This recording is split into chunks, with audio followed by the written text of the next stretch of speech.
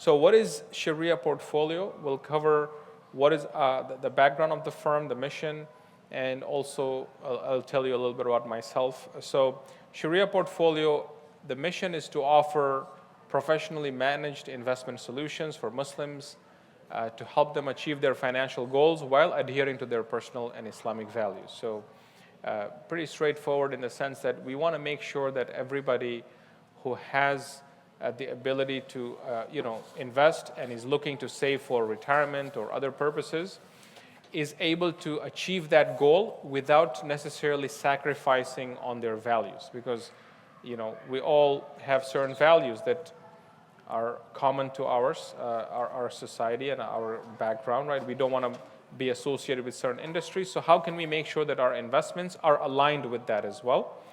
So as a fiduciary, you have to consider that aspect when working with anyone, and it's to ensure that the recommendations that are being offered to you are in alignment with your particular needs, because sometimes people may not always give you the best advice, right? You've seen that often in many cases, whether it's from the healthcare industry or whether it's in financial services or any other industry. People may not always get the best advice based on what is good for them. Sometimes I might tell you something that is good for me. So you have to understand, this is the person who I'm dealing with, a fiduciary or not. And then, of course, we're talking about the Sharia compliance. So this is generally following the globally accepted halal criteria. And I'll cover what the halal guidelines are as well. A little bit about myself. I started out with the firm about 11 years ago. Prior to that, I was working in the mortgage space, trying to be able to kind of get my foot in the door. I was pre-med once upon a time, heading to, like most people my color, right? They're usually either getting into some kind of engineering or medicine. And alhamdulillah, I took a break after my undergraduate degree from Minnesota. I used to live in the cold. Now I'm based in Florida. The ladies are welcome to attend, and if there's any questions, you're welcome to submit those as well.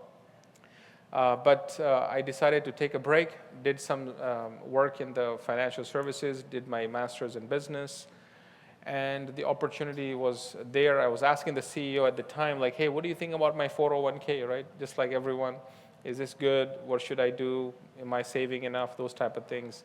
But he was able to look under the hood and give me some suggestions, and that's really how I was able to understand a little bit more about what I'm actually invested in and be more mindful of that, because you're on autopilot, you're busy doing this and that, you're not really paying attention to your 401k or your brokerage account. So this is about being mindful, right? We want to be conscious of what we're doing with our money. Just like before we eat anything, we care about where the food is coming from. So in the same way, we want to make sure our investments are aligned. So that's really what got my journey started. And today I'm the CEO of the wealth management firm catering to the U.S. Market.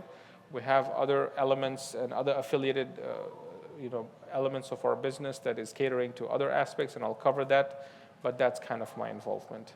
So hopefully I'll share, try to keep this interactive. I'll try and see if there's any questions that I can address that generally come up during the course of what we've encountered over the years. So I've tried to incorporate that, and I try to incorporate fresh information as much as possible, data that is relevant to today's, so this is updated slides. I don't like to regurgitate the same information, so inshallah, it'll hopefully be beneficial for you all.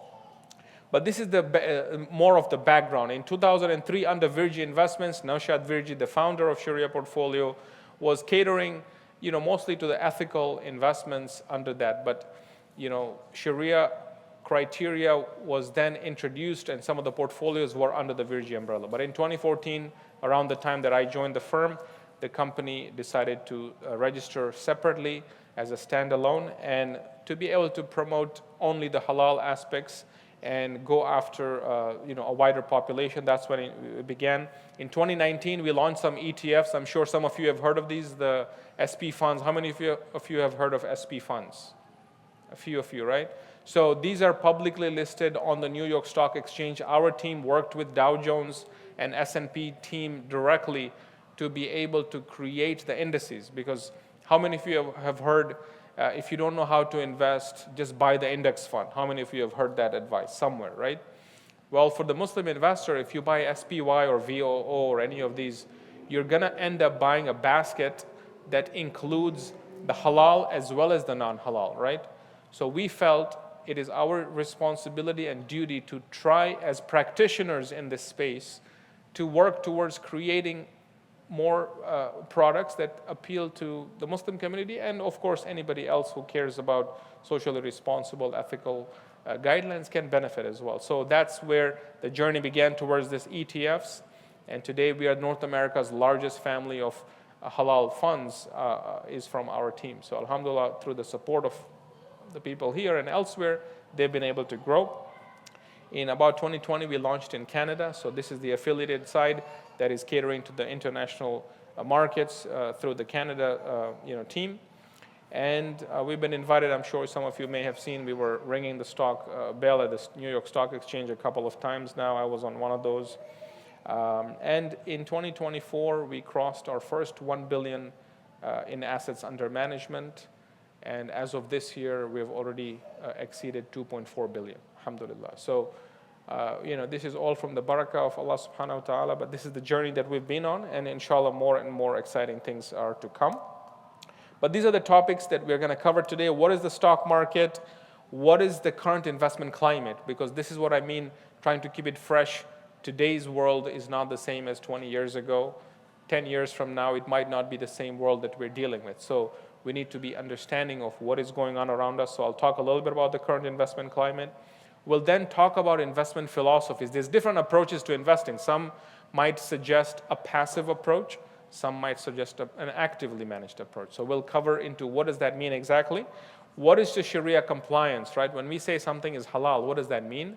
And if you are looking to invest for yourself, for your family, for your business, for your nonprofit, masajid, and others, how can you go about doing that in alignment with your values? So the stock market, on a very basic level, you might have heard what stocks, you might have heard these terms, fixed income or bonds. You might hear about target date funds or other hybrid structured products. So on the most basic level, when you are an owner of any stock, you basically have equity ownership in a particular company or a particular business. If that company does well, then you're either going to benefit from the stock price going up over time, right? Or you'll benefit from them distributing a form of dividend to the shareholder. So this is common in the investment world, and that is what it means to own a stock. You also have voting rights. Sometimes they will vote on certain proposals, and as a shareholder, even if you're a very, very small percentage owner, you have the ability to vote on certain issues that the company wants to put out there to the public. So that's what equity ownership entails. On the other hand, there is bonds, right? Bonds are fixed income products that have interest tied to them. So as Muslims, we will avoid those because we do not want to profit from interest income. And there are alternatives like sukuk, that one of the funds that our team launched is called a sukuk fund, which allows you to participate in the fixed income category without sacrificing on your values as a Muslim by avoiding the interest. You earn the dividend instead of the interest, for example. How many of you have heard of mutual fund? All right, so what is a mutual fund? Anyone want to take a wild, quick 2-second guess? What is a mutual fund? All right, I think nobody had their coffee today, right?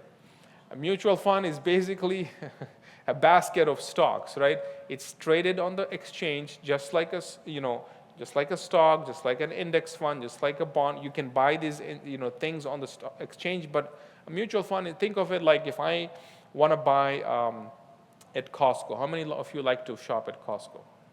All right, that I can see more hands for that one.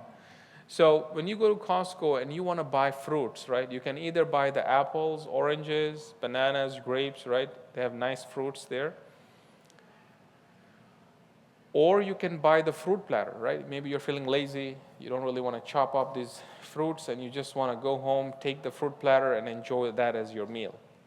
So if you buy that fruit platter, you're going to pay a little bit more than if you were to buy the fruit themselves, maybe, right? Because now somebody put the work to prepare that basket, that fruit platter, and you take it home, and so you pay a little bit more. But if you buy that fruit platter and he buys that fruit platter, are you getting anything different? It's the same, right? So if you decide, I do not want strawberry, I want to have kiwi because I have strawberry at home, is Costco going to change your platter for you because you want something else? No, you buy it the way it's sold. So that's a prepackaged product. A mutual fund is similar. It's a prepackaged basket of stocks. You buy that fund, he buys that fund, you're getting the same stuff. We have a slight difference between that and an index fund, right? So an ETF, exchange traded fund, or an index fund is similar in the sense that it is also a basket of stocks. But the difference is one is passive. There is no somebody chopping up something or the other to put that together. So there is some active management involved in a mutual fund. In the ETF, it's usually passive, which means it just follows whatever the index is doing. You get a stocks just aligned with that index. The other difference has to do with how it's traded. A mutual fund, if I want to buy the fund at 2 p.m., am I going to get the price at 2 p.m.? No. A mutual fund, you buy the fund at the end of the market.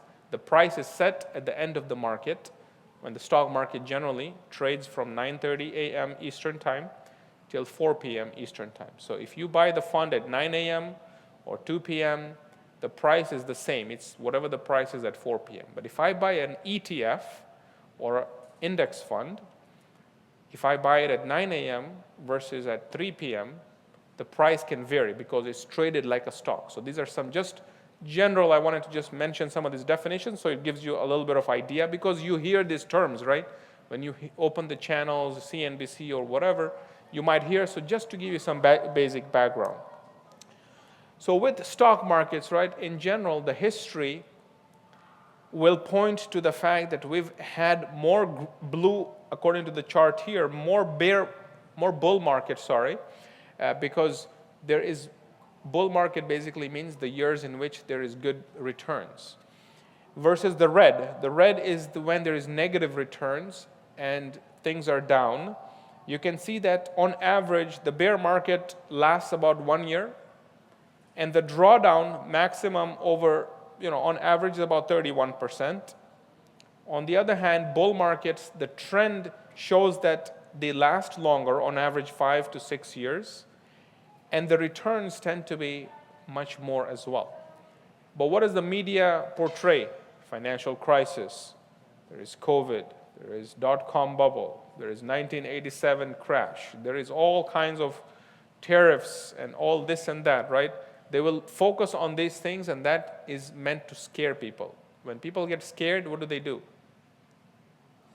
They sell, right? So when they sell, the stock prices generally go down. When people buy, most of the activity in the market, the reason it fluctuates so much is because there's a lot of buying and selling. If more people buy, the price goes up. If more people sell, the price goes down.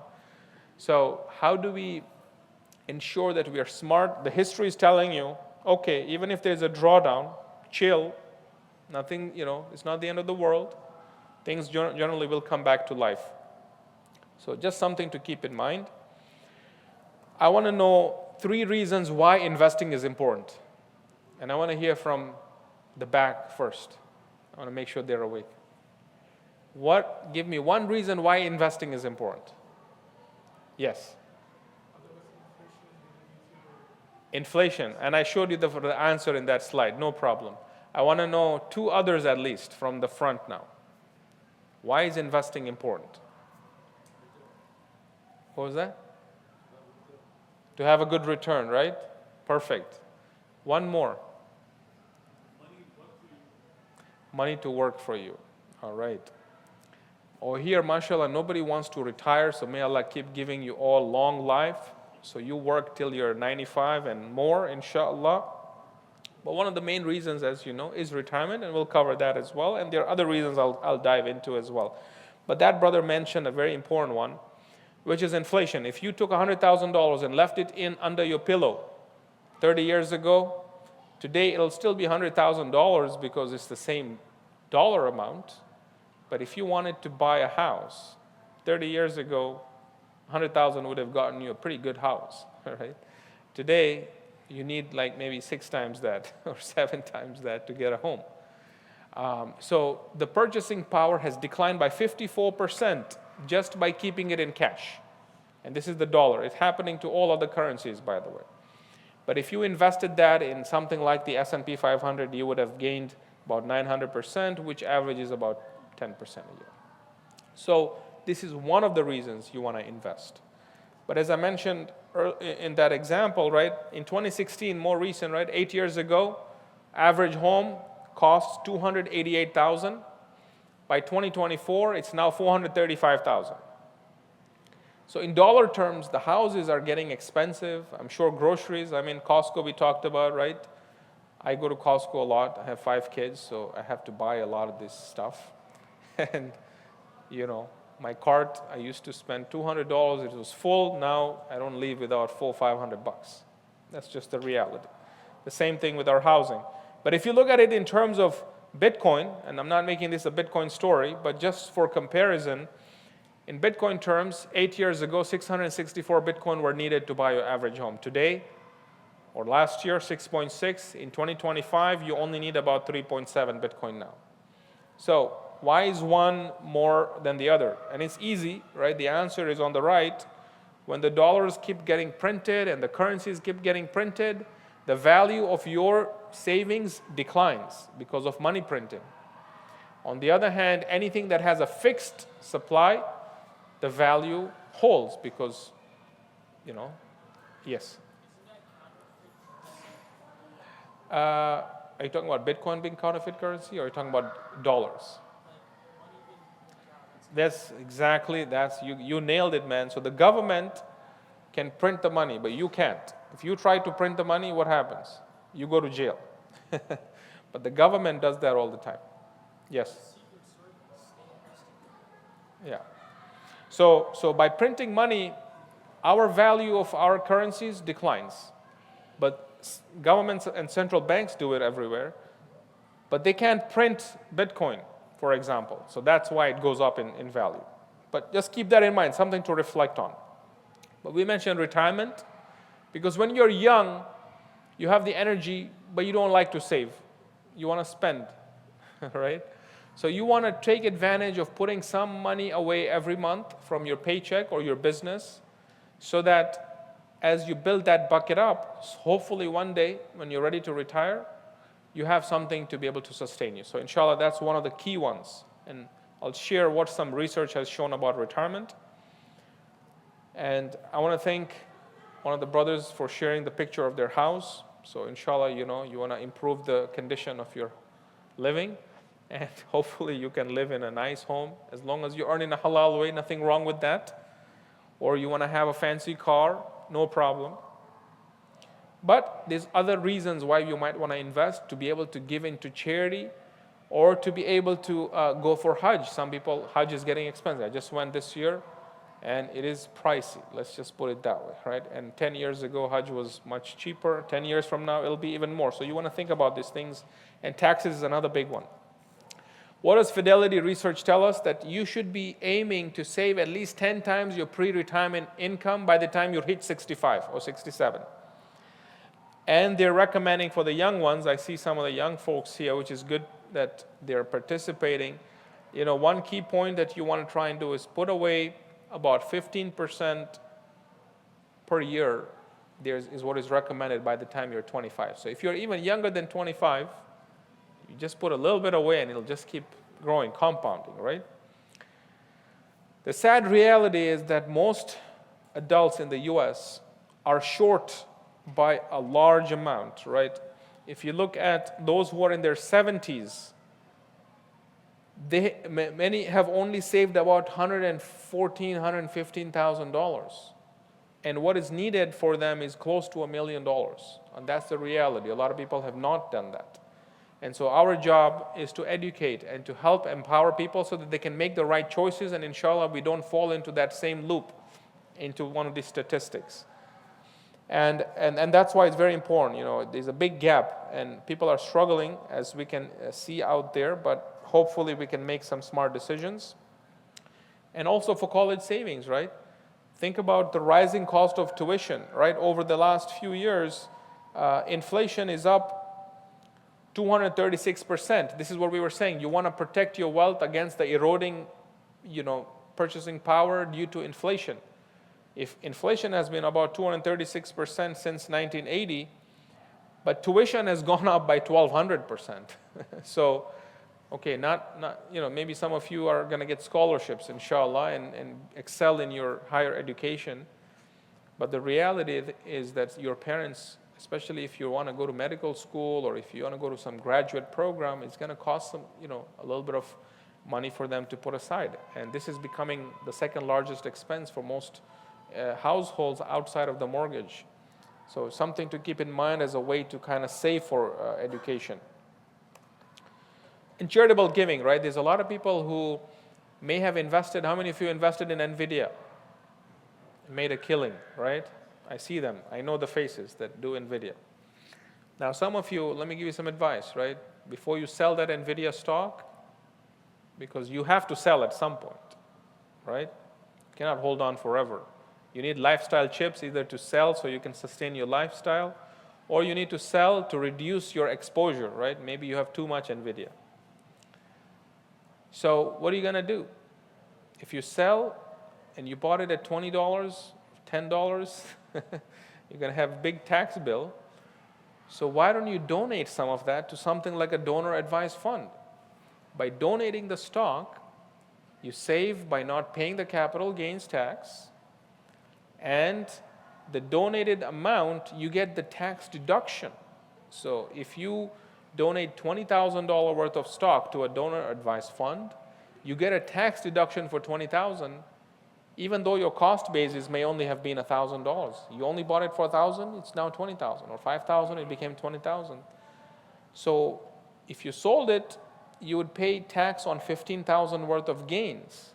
But by not doing that and donating it, you're now able to save on taxes, and you're able to fulfill your zakat, right? Make sure you're paying your zakat every year. Don't skip on that. And you're able to support your masajid, right? Your masjid, I'm sure the masjid will be very thankful that you are able to facilitate and sustain the operations and so on. So charitable giving. And Muslims in general, we don't have to be told to give. I mean, Pew Research has shown Muslims are very willing to donate. So we're just looking for mechanisms to do it in a smart way, inshallah. And the donor advice fund is one of the ways that can help you do it in a smart way. So there are some alternative ways to invest that you can consider. I'm sure a lot of you have looked into some of these things: real estate, starting a business, owning some currency, crypto, which talked about a little bit. And it's not for everyone, but you want to be mindful of what you're doing out there. So what is the current investment climate? This is a key point because this is affecting all of us. This is for today. What is going on with today's world? First of all, in the last 60 months, right? This is recent, as of end of July, literally this fresh data. Bond market is giving negative returns. So how many of you have heard when you're looking to invest, the advice is 60% equity, 40% bond? How many of you have heard that?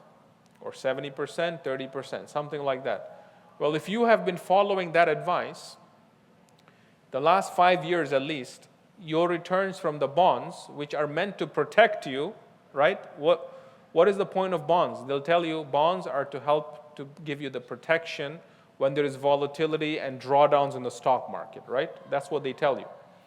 Well, what happens when the stock market is down, but the bond market is also down? Then what is happening to you? What's happening? Hopefully nothing's happening to you, but your portfolio is definitely getting a shrinkage, right? So this is the reality. A lot of this is because of the money printing that I mentioned earlier. When they print too much money, it is having a negative effect in the bond market. And as a result, bonds are not serving the purpose as intended, at least for the last 5 years, according to the data that we're seeing. And this is, if you look at the BND, the Vanguard Total Bond Market ETF, down 17% last 5 years. If you look at the TLT, iShares 20-year bond is down 48%. Okay, this is a bond we're talking about. So clearly there is structural issues that are affecting the traditional recommendations. Yes, brother.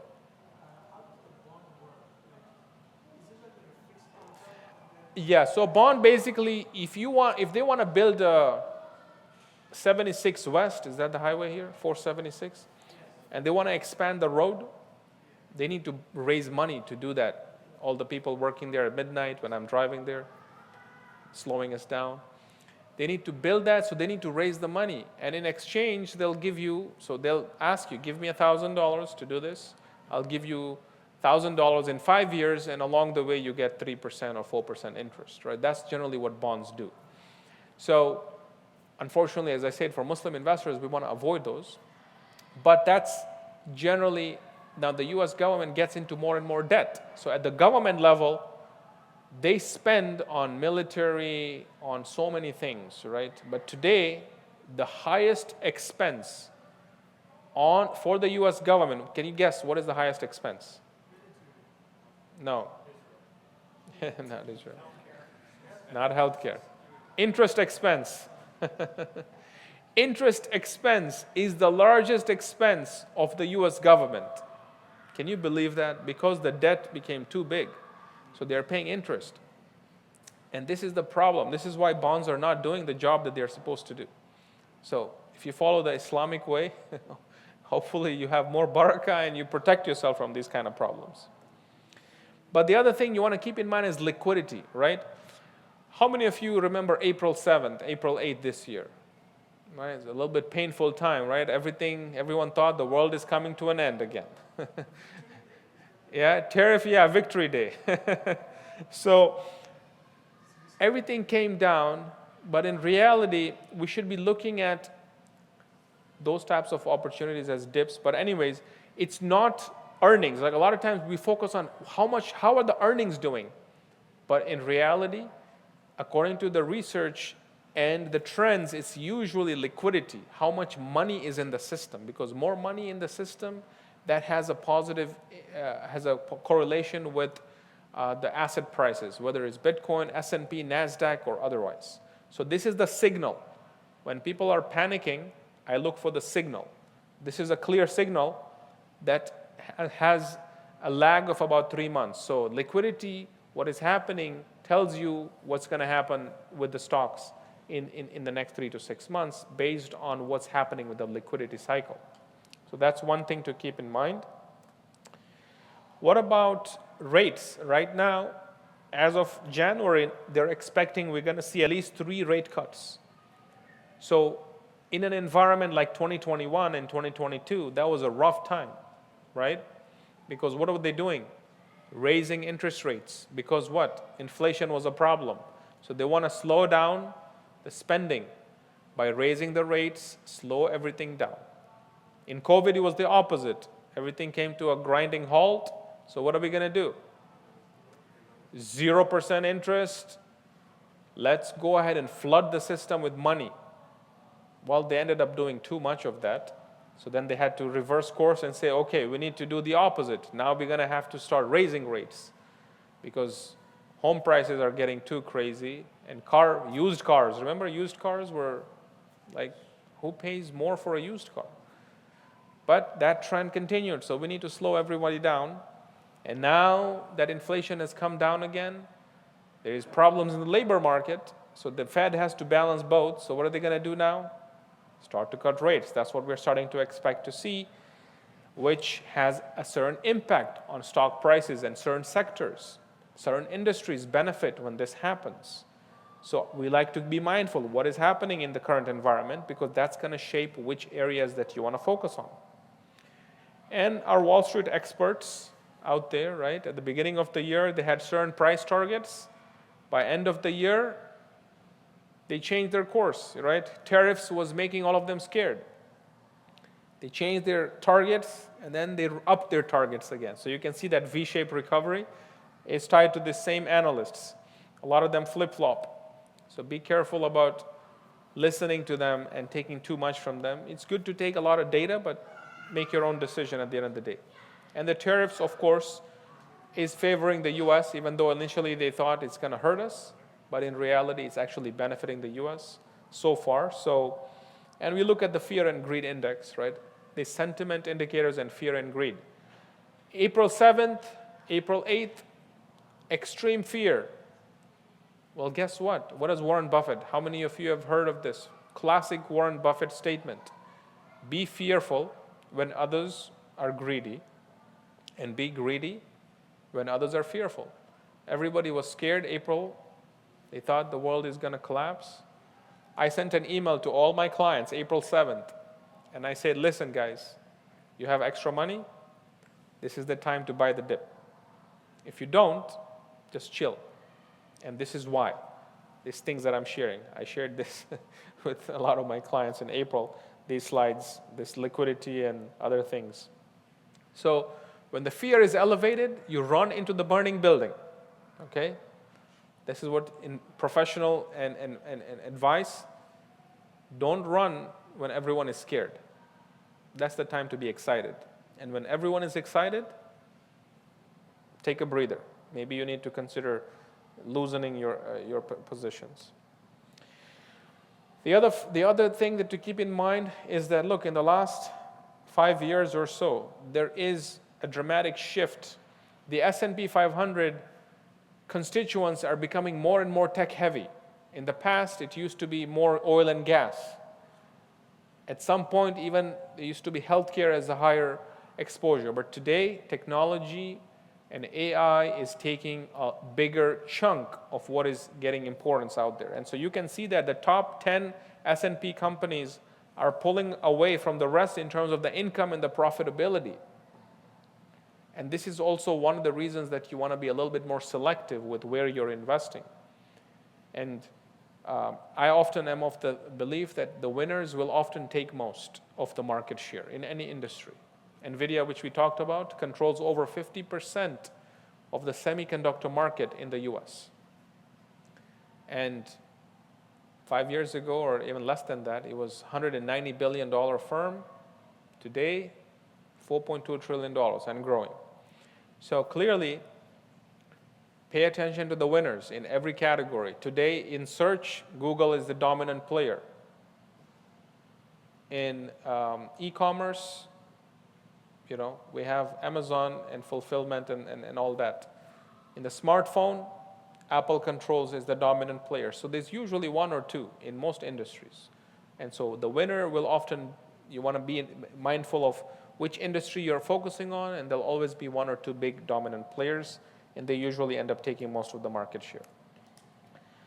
So what are some investment philosophies? I mentioned earlier, buying the index fund constitutes more of a passive style investing where you're ending up buying that basket of stocks, right? You don't know what fruits to buy. You don't know what vegetables to buy.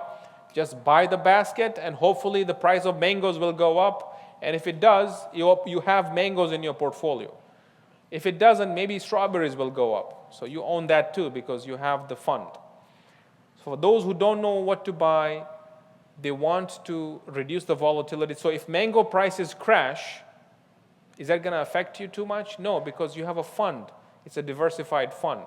So it works for those who want low volatility and those who want diversified exposure, whose appetite for risk is not that much. You have a plain vanilla way of investing. You can buy the SP funds, for example, that I mentioned earlier.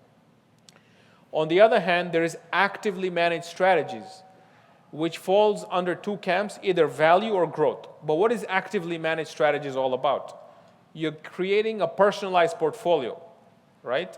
In the example earlier, if you did not want to have mangoes or apples and you wanted more strawberries or avocados, you can personalize that within an actively managed strategy because you're able to pick the individual stocks rather than just buying the basket. There is other tax advantages when doing active management. So if you follow the value camp, you're investing more in line with what Warren Buffett, for example, does, right? Looking for companies that are trading below their intrinsic value. If, for example, milk is half price, what do you do? If you have 5 kids, right? You buy 3 or 4 gallons, right? On the other hand,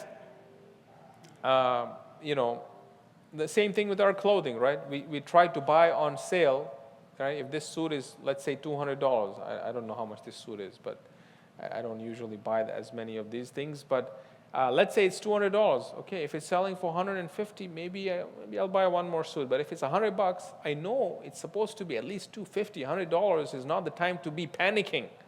$100 is the time to say, look, I'm going to buy 3 suits because I have to go present at another masjid tomorrow. Maybe I have to change, otherwise they'll all know I'm wearing the same kapra. So clearly, that's what you do with the value investing. You're looking for those deals. Growth, on the other hand, is focused on, and value also likes dividend-paying stocks. They want the stable dividend, consistency, stability. Growth is looking for disruptive industries, right? How many of you follow hockey? Nobody, right? Hockey? Have you heard of Wayne Gretzky, anyone? Play where the puck is going, right? That's what growth is all about. If we believe, for example, that AI is going to be the dominant thing for the next 5 years, or if we believe robotics, right, is a trend that's going to be playing out, or blockchain is a transformation that's happening currently, a growth investment tries to focus on those type of opportunities where the world is moving in that direction. And so there tends to be a little bit more volatility, as you can imagine, in those types of strategies, but the returns tend to also be higher if you know what you're doing. So there are different types of portfolios. The higher you go on the risk curve, the higher the potential return. The lower the risk curve, the lower the return. And the higher the risk curve tends to have a higher equity exposure. If you're trying to reduce the volatility, you have more sukuk instead of exposure to equities, and that reduces your potential return. So just something very simple, basic to understand. So what is halal investing? Halal investing refers to investing in a manner by adhering to the guidelines that have been set forth by the Sharia Advisory Board. We follow an advisory board called AOFI, which stands for the Accounting and Auditing Organization for Islamic Financial Institutions. They have a council of scholars from around the world that makes up the guidelines on what is permissible, what is not. We also have our Mufti and Sheikh Umar Khan. He's our Sharia advisor. He has a master's in finance and Islamic finance. He has certification in all the 6 canonical books of hadith. He's on the board of AMJA as well as Fiqh Council of North America. So he helps make sure that our protocols and everything is also aligned and provides us with the guidance on the Sharia matters. So what is the halal criteria actually, right? So on the one hand, right, we all agree we're going to avoid those things in the bottom here, right? Alcohol, gambling, weapons, and so on. But beyond that, there is criteria regarding how much debt the company has, how much cash are they holding, or what about the cumulative revenue from non-compliant activities, right? Maybe the primary business is something compliant, but they are earning additional revenue from other sources or interest earnings. So the scholars have said you need to be able to be filtering all of these things out so that you're able to align your portfolio according to the criteria, not just the obvious, but also take it a step further. And that's what there are screening tools out there that can provide information as to whether or not a stock is passing or not. And we as practitioners in the space, when we invest on behalf of our clients, we also run it through all of these filters before we select any stock to invest in. So how do you invest, right? There are 3 ways you can consider. You are able to go ahead and buy your own stocks, right? If you do it yourself, you need to know which stocks to buy, when to buy, or which funds to buy. Maybe you don't want to buy the stock, you just want to buy that platter, right? Go ahead and do it yourself. Open an account in Robinhood or Schwab or Fidelity or wherever you want and buy it yourself. If you want to do it as a robo-advisory service, we have robo-advisory platforms that allow you to go ahead and let the automated system rebalance your portfolio. It's a more hands-off type approach. One of our offerings does include that, but I'm sure you can comfortably get a way to do that through another provider. Or you can work with a financial advisor, right? What is the job of an advisor? A job of advisor is to be able to evaluate your particular needs, your goals, your age, your risk tolerance, and come up with a portfolio that is suitable for you. So your goal might be different than his, and so on, right? So we want to be able to understand the goal, and maybe you have multiple goals, right? Maybe you have a short-term goal and a long-term goal. And those are the things that we try to understand. In addition, you want to look for an advisor that is able to invest and understands how to invest, right? I talked about the different philosophies. Make sure you ask them, how are you going to invest? If they, if they follow a certain methodology, make sure that it makes sense to you. As I mentioned, there is passive, active, growth or value, and so try and understand that. If you want to also invest with an advisor, ask them how are they getting compensated, right? So majority of our advisors in the industry, they usually earn a management fee, but there is many who also earn commissions. So when someone is earning a commission by selling you this or that, right? You've heard a lot of advisors out there who will tell you amazing things about annuities or life insurance, because those products tend to carry higher commissions. They're high fee products. So be mindful of that. And those generally, by the way, do not conform to the halal guidelines. But be mindful of how they're getting paid, because who likes to get a phone call at 6 p.m. about the most amazing vacuum cleaner, right? I don't know. I don't enjoy those phone calls. So if someone is too salesy and pushy, that's usually something you want to keep in mind. And so as a fiduciary, one of the ways to know that they're a fiduciary is that they're fee only. They're not charging additional for so-and-so, or earning commissions or kickbacks, or pharmaceutical companies do the same thing, right? They approach the doctors and say, you prescribe this and you get an extra boost and we'll pay you whatever. And so it's unethical, of course.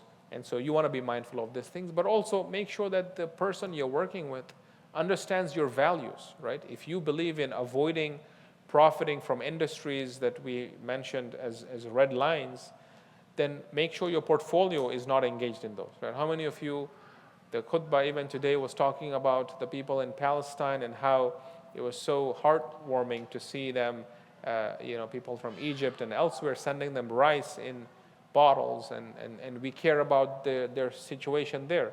But have you asked yourself, does my 401k have weapons manufacturers like Raytheon or Lockheed Martin, right? You don't sometimes recognize that. Your 401ks or your 403bs or your 457s.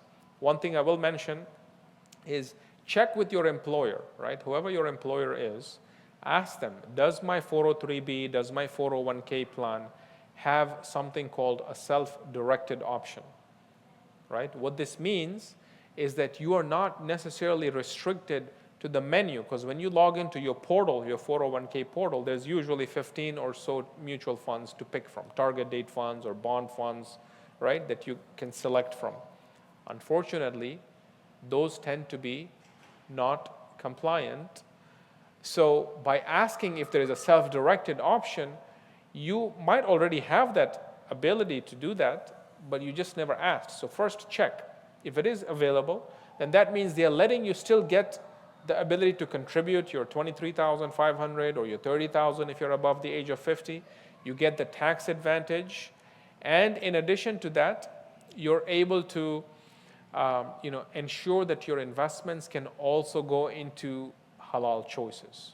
So something definitely you want to ask. If you have an old retirement account, of course, that you're no longer restricted. You can roll over into an IRA, and that gives you more control.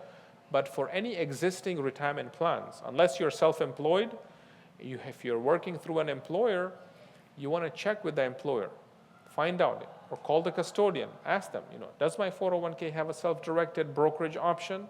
If yes, how can I enroll in it? How can I take advantage? And you still get the match and everything, but now your investments, inshallah, can be also in accordance with the Islamic guidelines. So I will pause there and see if you guys, you still get a match.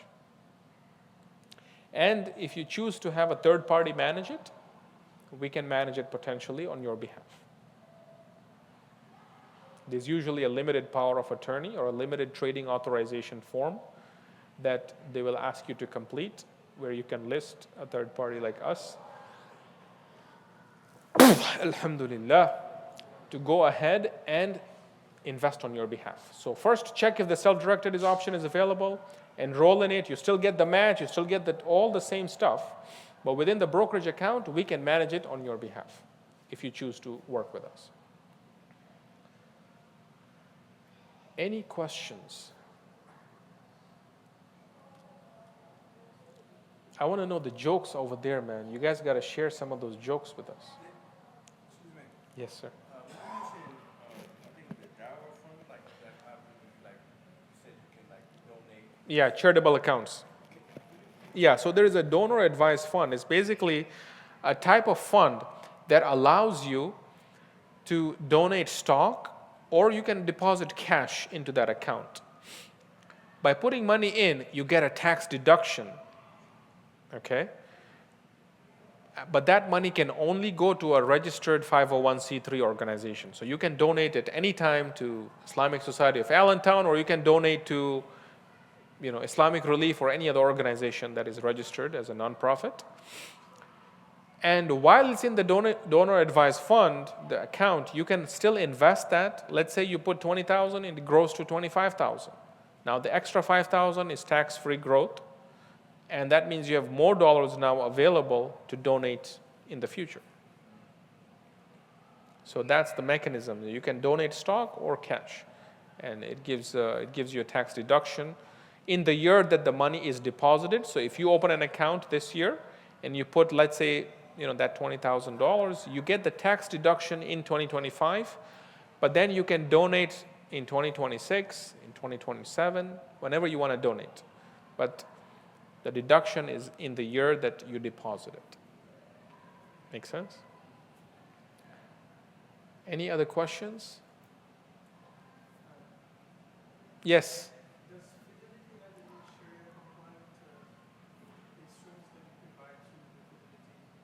So if your 401k is through Fidelity, is that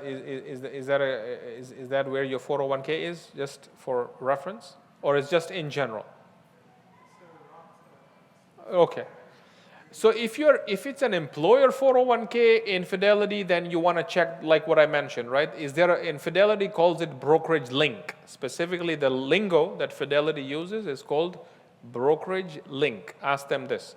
But outside of the 401k, you should be able to buy any of these funds or access to halal, because these are publicly listed options. But if you're choosing to work with an advisor, we're happy to answer and have a one-on-one discussion with anybody to determine how we can help you potentially. I hope that answers the question. Yes.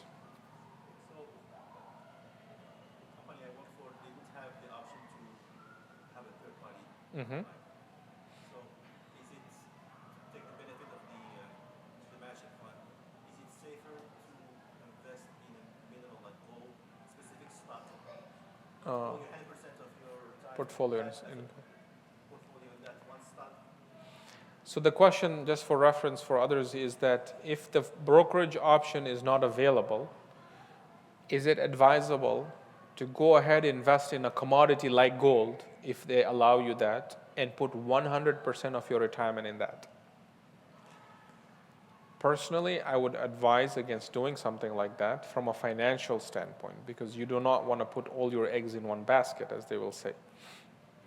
Although gold has done really well, even despite that. So I would suggest, depending on your circumstance and what else you have outside of your 401, it may still be not a bad idea, but I don't want to categorically say it's a good idea. From a Sharia standpoint, that is probably a better thing to do, because you have some choice. But is it advisable from a financial standpoint? Probably not. But the scholars agree that this is a halal stock too? Gold is permissible. But not every gold. It depends. Is it a gold spot? Are you buying the physical gold spot? Or is it a futures contract? Or those type of things are not allowed. So you have to evaluate what exactly you're buying. Yes, yes, but the fund that owns the physical is backed by the physical gold, or is it speculating on the future price? You're buying with the intent that the price is going to go up in the future, or things like that are not permissible. But if they're backed by physical gold, then yes. Most of them are, but you want to still be mindful of what it is that you're owning. Yes. They have these things. We also have a robo-advisory.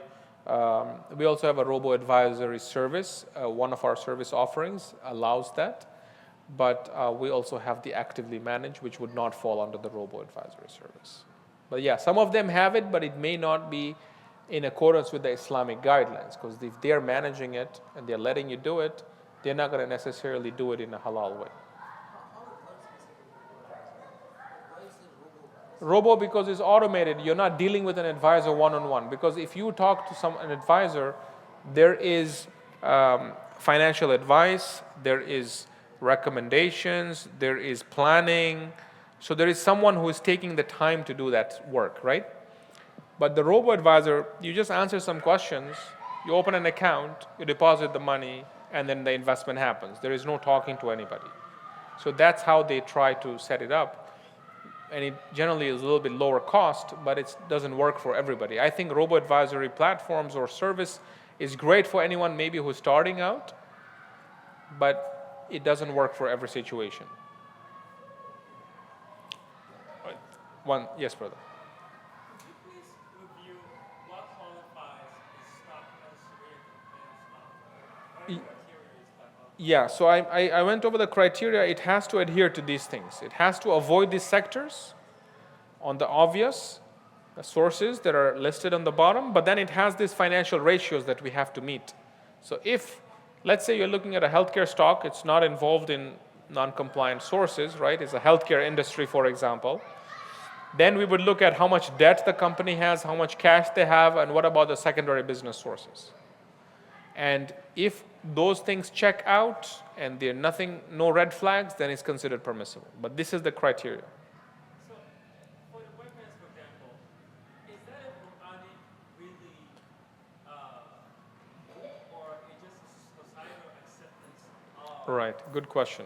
So this is actually determined by the scholars through their ijtihad. The Ayofi scholars that I mentioned, there is an Ayofi advisory board, which comprises of scholars like Sheikh Muhammad Taqi Usmani, Sheikh Nizam Yaqubi, among others. They sit together, they collaborate based on their understanding of the hadith and whatever the Quran has guided us upon to come up with this. So we're just implementing that criteria, and that's where it comes from.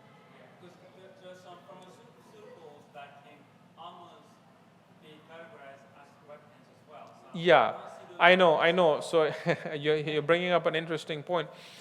But that's where it becomes, ethical is one thing, Sharia compliant is one thing. We, of course, want to merge ethical with Sharia compliant as much as possible. Just like socially responsible doesn't always mean halal. Good for the environment doesn't mean that it is going to be Sharia compliant. So we have to look at things in a way that is first and foremost halal, because that's what our religious obligation is, But beyond that, the customization especially allows us in our actively managed to filter out some of these types of things. Hope that helps. Yes, brother.